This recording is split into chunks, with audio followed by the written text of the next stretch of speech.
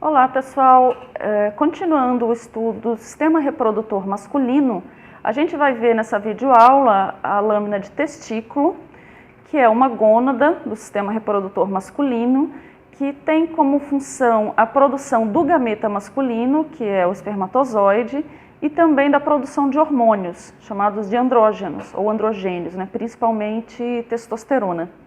Essas células germinativas estão localizadas em túbulos, que a gente chama de túbulos seminíferos. Tem vários desses túbulos. Esses túbulos são enovelados, então a gente pode cortá-los várias vezes. Entre essas células germinativas aqui vai ter células de sustentação, que a gente vai falar daqui a pouco. Tem uma sequência de maturação, que começa desde lá do período fetal, depois dá uma parada e continua durante a puberdade, por estímulo hormonal. E ele é um órgão que é envolvido por camadas, por cápsulas. Nessa lâmina dá para a gente ver algumas delas. Está um pouco arrebentado, mas a camada mais interna que reveste o testículo, que seria essa daqui, ó, que é uma camada de tecido conjuntivo, rico em fibras colágenas, é a chamada túnica albugínea. Tem esse mesmo nome lá no ovário, porque tem muitas estruturas, se vocês forem estudar a parte da embriologia do sistema genital, é muito semelhante. Então, por isso, às vezes, são nomes parecidos. Aqui é a túnica albugínea, que ela reveste internamente. Em humanos, essa túnica albugínea, ela vai emitir invaginações formando septos, que vai separar o testículo em vários lóbulos incompletos. Como essa lâmina aqui é de um outro animal que não apresenta esses septos, a gente não vai conseguir visualizar. Mas só chamando a atenção, então, que os septos então, partiriam como invaginações aqui da túnica albugínea.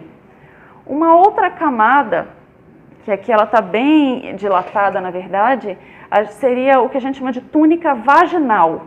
Seria essa região aqui um pouco mais externa. Esse nome túnica vaginal não tem nada a ver com vagina, ela tem a ver com invaginação, porque lembrando que os testículos eles são produzidos dentro da cavidade corporal, e quando há a descida dos testículos, ele leva uma parte do peritônio, tanto o peritônio visceral quanto o peritônio parietal. O peritônio visceral, que seria o peritônio, ele é uma membrana, um epitélio pavimentoso simples.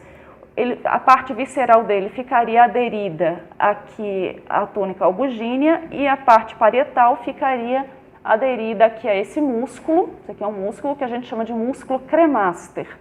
O músculo cremaster, ele auxilia um pouco na manutenção, na regulação da temperatura testicular, que é um fator importante.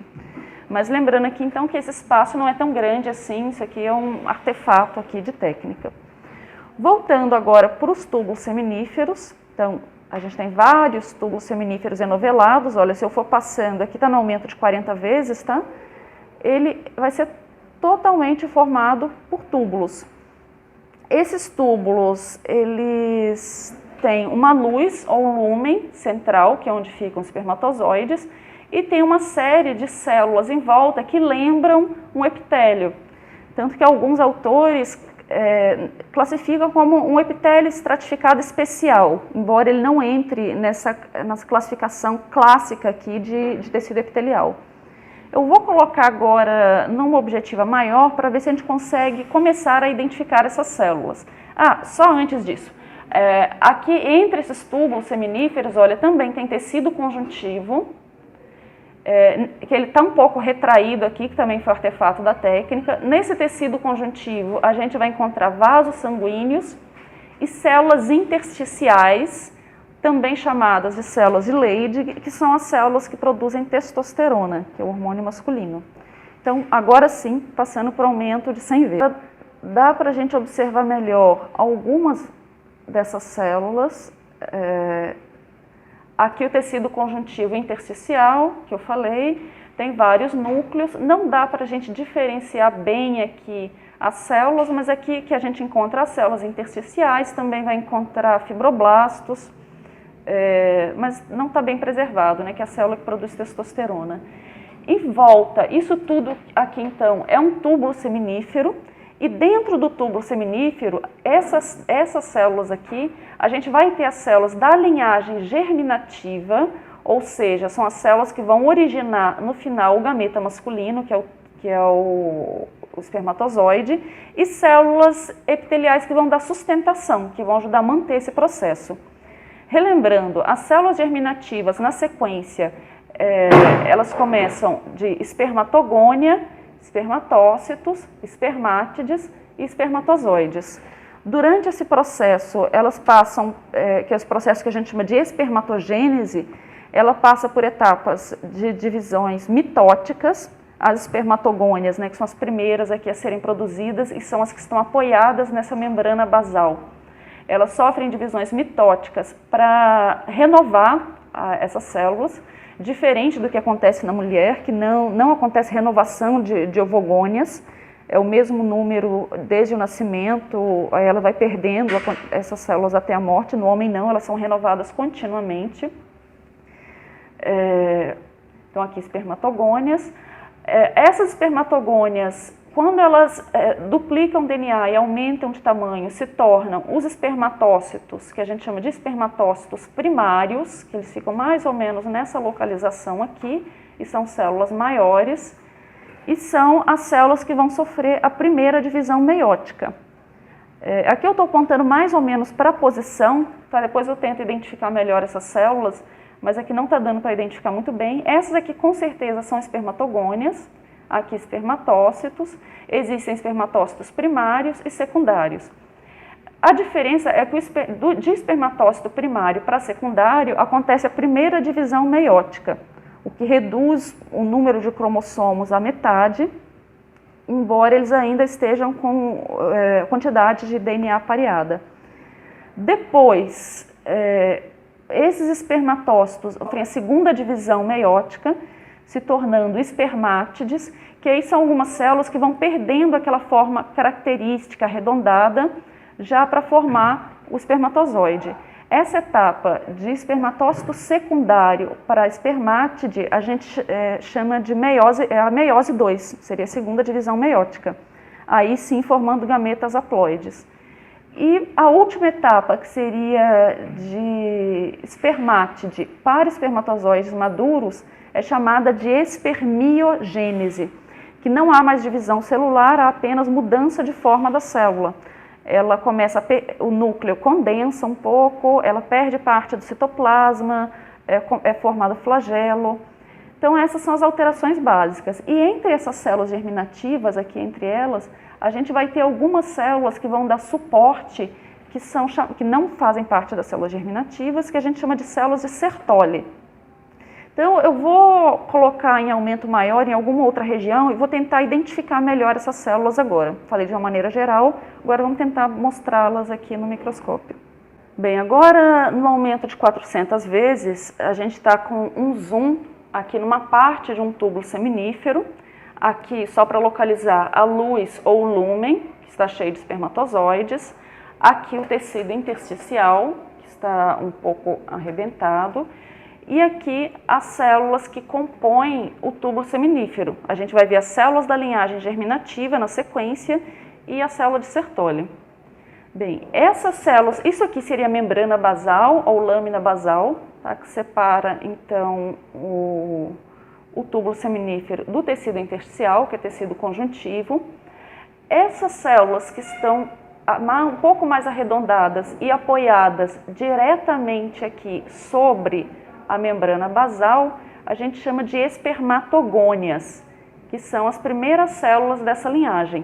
Existem tipos diferentes de espermatogônias que a gente não vai abordar aqui nesse momento. Bem, de espermatogônia, lembra que a próxima fase é o espermatócito. A espermatogônia dobra o número de DNA, cresce, se torna espermatócito primário, que seriam essas células aqui, ó, que são bem maiores, aqui próximas. O espermatócito primário vai sofrer primeira divisão meiótica, formando espermatócitos secundários, que aí já vão estar mais aqui na região superficial, que já são células haploides, porém ainda tem a quantidade dupla de DNA.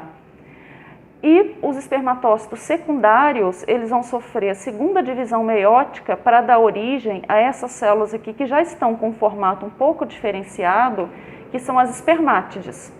E por último, as espermátides não mais se dividem, elas agora apenas sofrem modificação morfológica, que a gente chama de espermiação ou espermiogênese, na qual o núcleo vai se condensar, o complexo de Golgi vai formar uma vesícula acrossômica aqui na frente, as mitocôndrias migram para a base do flagelo e formam flagelo, enfim, vai formar o espermatozoide que aos poucos vai sendo liberado aqui nessa região central junto com o líquido.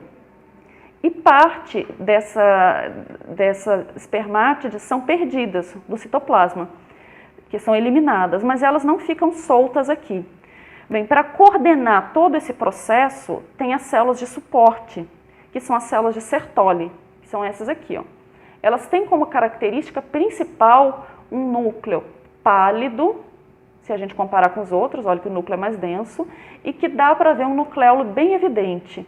E estão geralmente próximas à membrana basal. Então isso aqui é uma célula de Sertoli, olha aqui embaixo tem outra célula de Sertoli, aqui tem outra célula de Sertoli. Não dá para ver aqui, mas essas células de Sertoli, elas emitem várias projeções que vão organizar essas células germinativas em camadas. Então elas criam, e além de criar compartimentos separados também aqui no testículo. Uma das funções aqui dentro do túbulo seminífero, como eu já falei que durante esse processo de espermiogênese, parte do citoplasma da espermátide é perdido, uma das funções dessa célula é fazer a reabsorção do excesso de citoplasma aqui, do excesso de líquido. Outra função é nutrição dessas células, já que a gente observa, olha, não tem vasos sanguíneos aqui dentro, os vasos sanguíneos ficam no tecido intersticial. Normalmente, essa célula de Sertoli captam os nutrientes e difunde esses nutrientes para as células que estão aqui dentro. E elas também têm outra função importantíssima, que é a criação de uma barreira, que a gente chama de barreira hematotesticular, que é uma barreira do sistema imune que serve para proteger as células que depois que as células, relembrando a meiose, numa das etapas da meiose, numa das primeiras etapas da meiose, as células sofrem o crossing over, que são trocas de segmentos de DNA.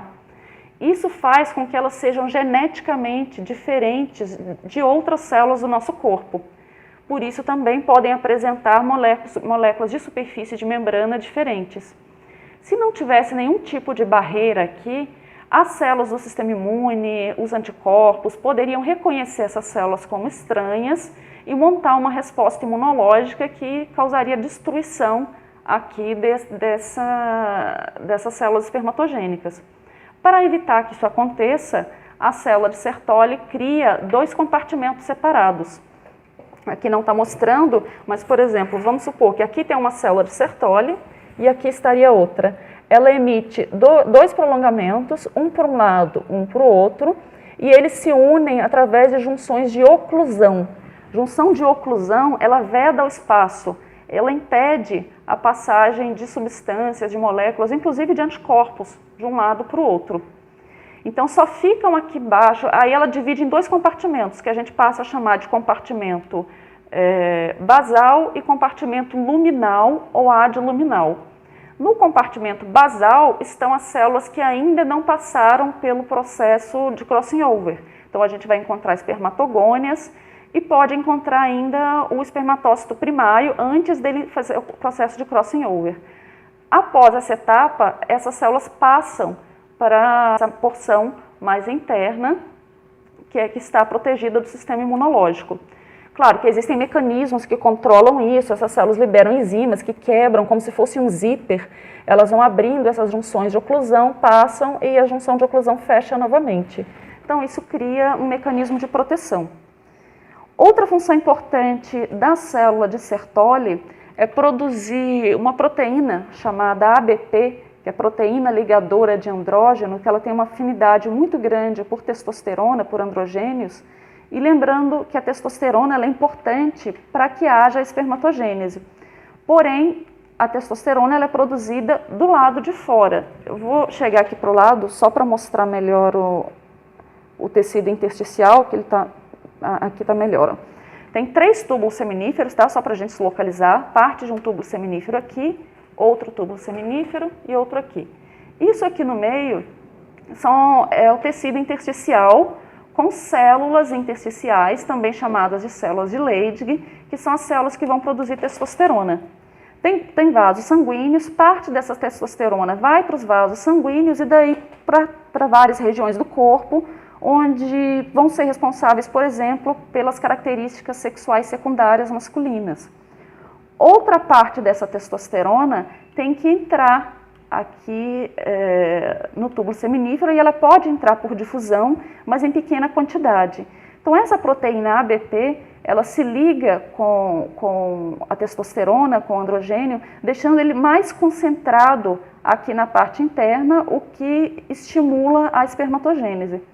Se tiver uma diminuição do nível de testosterona ou do nível dessa proteína ABP, a espermatogênese pode diminuir a sua intensidade ou até mesmo parar, né? Outra coisa que faltou falar, outra célula importante, são algumas células bem fininhas que ficam aqui, ó, no núcleo pavimentoso, achatado, bem fino aqui na periferia, do lado de fora aqui da membrana basal, que a gente chama de células mioides, que são células que têm uma capacidade contrátil. Então, elas, de certa forma, também auxiliam no transporte dos espermatozoides. Lembrando que nessa etapa, vou voltar aqui para aumento menor, os espermatozoides ainda não têm movimento de flagelo, ainda não sofreram um processo de maturação que só vai ocorrer lá no epidídimo. Então, eles ficam soltos aqui nessa região, porém eles não têm movimentos. É como então que eles são transportados, né, para o epidídimo? Em parte pela contração das células mioides e em parte pela própria produção contínua dos espermatozoides e líquido que vai impulsionando eles para frente em direção a uma estrutura que infelizmente não dá para a gente ver aqui, mas nos livros vocês vão ver que é a rede testicular. Da rede testicular vai para os túbulos eferentes, que esses são os túbulos que a gente chama de ductos intratesticulares, e os ductos eferentes vão ligar ao epidídimo, que é onde ocorre a maturação, e tem uma outra videoaula aí que mostra como esse processo ocorre. Então, novamente, aqui no aumento geral do testículo. Então, testículo formado por vários túbulos seminíferos. Cada túbulo seminífero contém dentro dele células da linhagem germinativa, que incluem espermatogônia, espermatócito primário, secundário, espermátide e espermatozoides. E células de suporte, que são as células de Sertoli.